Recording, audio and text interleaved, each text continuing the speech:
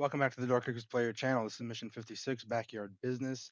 This is the breakdown. If you don't want to see the breakdown, go ahead and check out the other playlist. So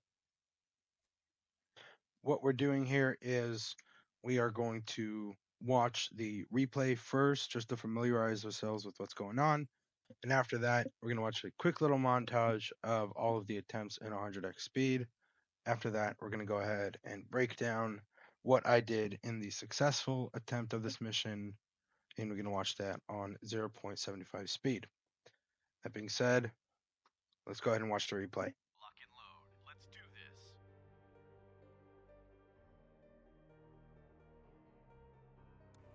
Cops are here.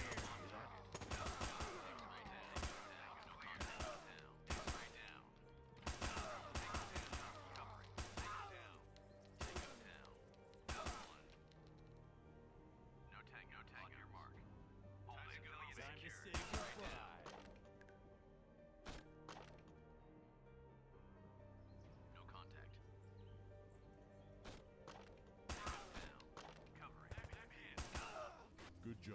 We're done here. All right, so there's a lot going on in this mission. There was lots of shooting, etc. Interesting stuff happened. We'll talk about that after this quick little montage.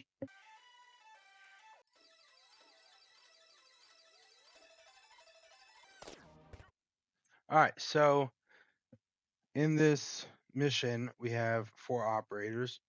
And one of the reasons that this mission and, well, missions after this mission are so successful, especially when they're a smaller map like this, is because 2 missions ago, so this is mission 56, mission 54 is a damn difficult mission, to say the least. And because that was so difficult, I had upgraded the weapons, I had better awareness of where I need to be focusing. And so after mission 54, these smaller map missions are so easy compared to that. And that's just how it is I'll have a really hard one. This is how they've set up the missions. There's like a really hard one, and then there's a few easy ones compared to that really hard one. And then there's another really hard one, there's a few easy ones. And the easy ones take me maybe 15 minutes. So they go by pretty fast. I mean, mission 55 took me like 4 minutes total, the whole thing. This one took me about 14 minutes. So yeah, I mean, these are so easy compared to the difficult ones. But the important point is, and the reason that the reason I brought it up in the first place is because the weapons, and I brought this up in the video of Mission 54, House Call Norwegian Bikers, and I explained that there's this concept called superior firepower. And essentially, when you have a really good gun, it kind of doesn't matter how good or bad the operator is.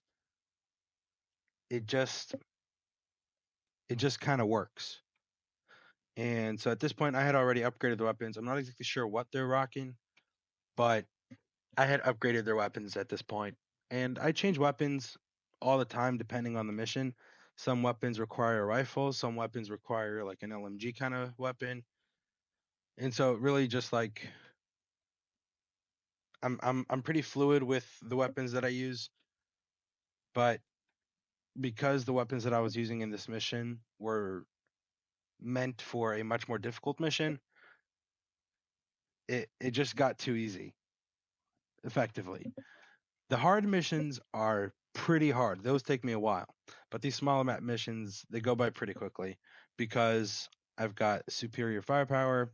And after those difficult missions, after every mission, the operators gain experience and accuracy. I think that's how they have it. So in the mission here, oh whoops. So I've got the game open here, and the operators can gain marksmanship assault shooting, and field skills. They can gain experience in those 3 fields. And when you have an operator who is pretty much maxed out on everything, I mean, my first 4 operators are pretty much maxed out. The next 4 are almost maxed out, and the last 2 have like 0 experience. But the first 4 operators, and those are the operators that you're seeing right now, they're pretty much maxed out because they got a lot of experience.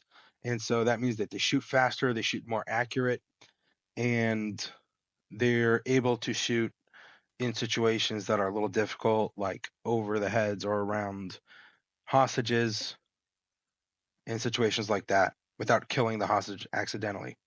So they're it, after the difficult missions and where they gain experience, they end up being pretty good, especially when you give them superior firepower. So that's why this mission and the missions after this are very, very like quick to do, because at this point, I mean, this is mission 56.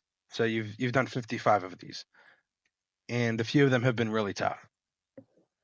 So understanding the game dynamics and understanding the CQB of it and the strategies and the tactics of it, it comes pretty natural at this point. That being said, let's start breaking it down. So I made a mistake in the attempt right before this, and I didn't have operators 1 and 2 flowing. I had operator 1 hooking. We'll talk about that in a second. First, we've got operators 3 and 4 on the Bravo side, Charlie side, starting to take out tangos and doing a phenomenal job at it. And what I did with operators 3 and 4 is I had them walk across that hallway and then get behind cover. And also because I knew that there were going to be tangos there, I kind of had memorized the layout of the tangos. And in the meantime, I'm just having operators 1 and 2 just chill on the alpha side, because there are just so many tangos, I don't want to take a risk at one of them getting injured. So instead of clearing that room that operators 1 and 2 are next to on the alpha side, I'm just going to leave that alone, because if there are any tangos there, they would have come out already. And I'm just going super slow, just making sure that I've got everything covered. And there's really nothing important to know except for make sure your operators are side by side and not one in front of the other, because when they're side by side, they're the most effective and they can get the most done. Now, something interesting about this mission is that there's a hostage, and that hostage has moved, and they do that in the next few missions. Well, from these missions, from the 50 missions on, the hostages will move depending on, every time you restart, the hostages will move, the tangos will move, and they do that so that it's dynamic and it's not static. You're not just walking around doing the same thing over and over again. You really got to be paying attention. So what I'm going to do is I'm going to have operators 1 and 2. Well, operator 2 grab the hostage while operator 1 covers him.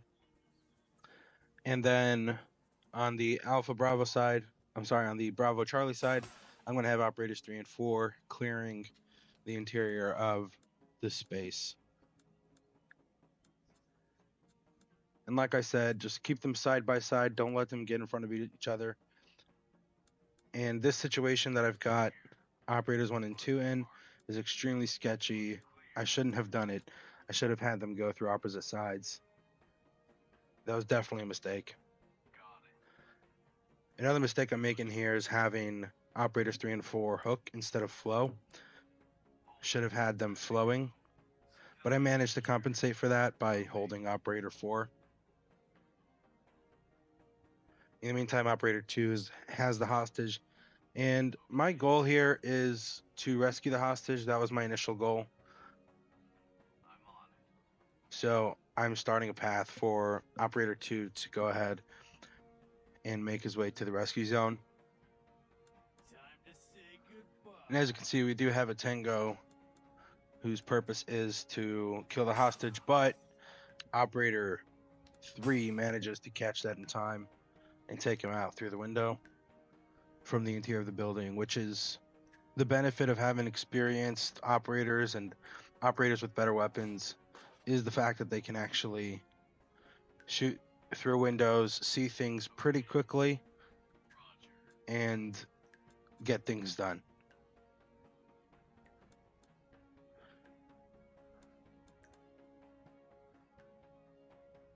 So right now I didn't have a path for Operator 1 Operator 2, sorry, because he was covering those doors on the Delta side. So because of that, I had him just hang back for a second behind the hostage and wait before he goes accompany Operator 2 to the rescue zone. And at this point, I'm not entirely sure if there is another Tango or not. So I just had all the operators head to the rescue zone because when in doubt, rescue the hostage. It's always a safe bet.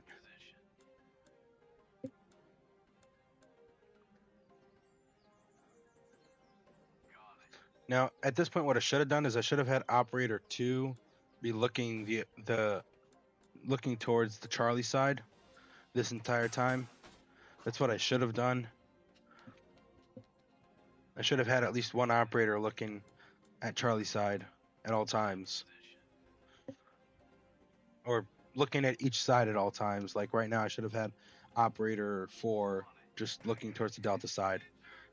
But because we have superior firepower and lots of experience, Operator 1 was able to take down the Tango and complete the mission in 29 seconds.